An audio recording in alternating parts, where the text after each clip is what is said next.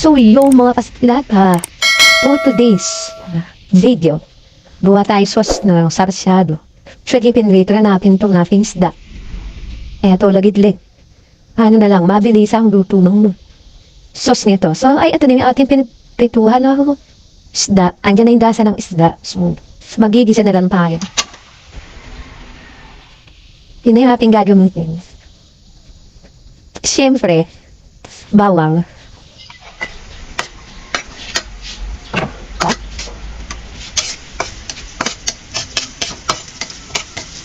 Medyo bilawas ako na yung mantika. Bakit naman masyado mamantika? Marami pa nga itong mantika. Excuse me.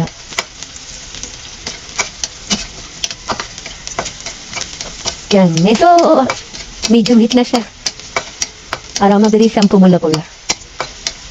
Kasi naman mamaya, pakulay natin siya ng konti. Kaya basta naman yung lasa niya.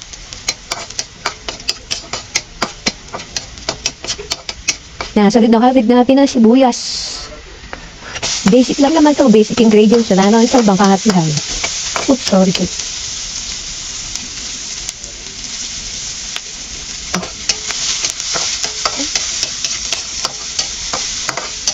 Kayo ba? Mag-comment nga lang mo.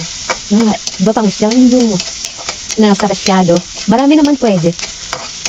Depende naman sa tip nyo kung klaseng isda mo yung sa rasyado. Ang tapos, makagad. Kamatis, dalawang bilis.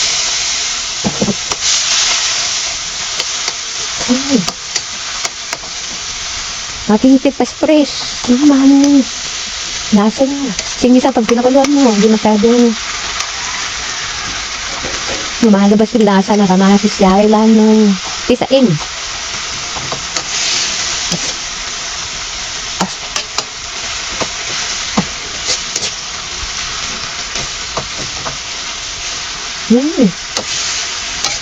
Kailangan durog siya. Para lumabas talaga ng lasa. Tapos siya. Konting sabaw. Hindi lang, depende sa inyo kung paano kayo magluto ng sapsado. Nakasay lotun. Hindi ba gusto may kunting siyempre sabaw-sabaw. At nga naman sa kanin. Diba naman yung parang halos puro amasis. Sarap talaga naman pag maraming kamatis. Malaki na ako niyan. Pero ito, may natin alam ang tomato paste. Sama na natin. Pero optional lang to. Pero minsan pag wala akong kamatis, ito nilalagay ito.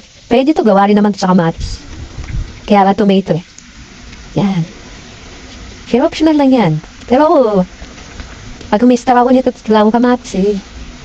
Ito ginagamit. At pag magluluto ko ng binakuhan, ito ginagamit. Makulay pa siya. Yan. Saan niya tomato sauce? Nagamit natin. Subukan nyo na ba magsinigang? Wala kayong kamatis. Ako sabi, para meron akong video na. Tomato paste yata ginamit ko tomato sauce. Yan o. Ano diba? Ano yung mga tomato paste? Tapos, konting mantika. Tansyahan na lang. Yan.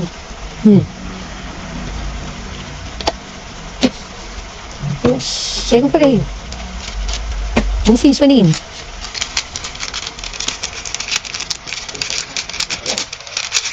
Yan. Yan tayo maglalagay ng asin kasi may alat na yung sila kanina. Nilagyan mo nga kong sumusin. Ang i-share na itong ting press-press daw. Tapos itlog. Yan talaga yung itlog mo. Yaw!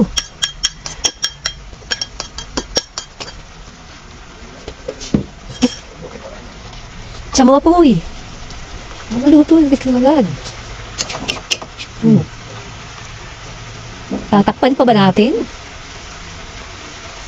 Natin saglit. Nakaluma na itlog. Bilang ka lang ng mga 1 to 20.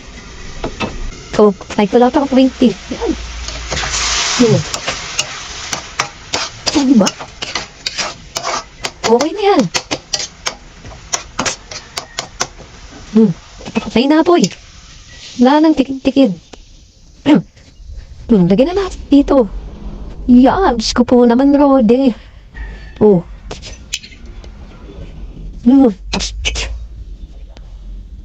Yan, palitan naman natin ng isda. Baka sabihin kong gusos. Yan. Ilan tayo marunong mag-plating.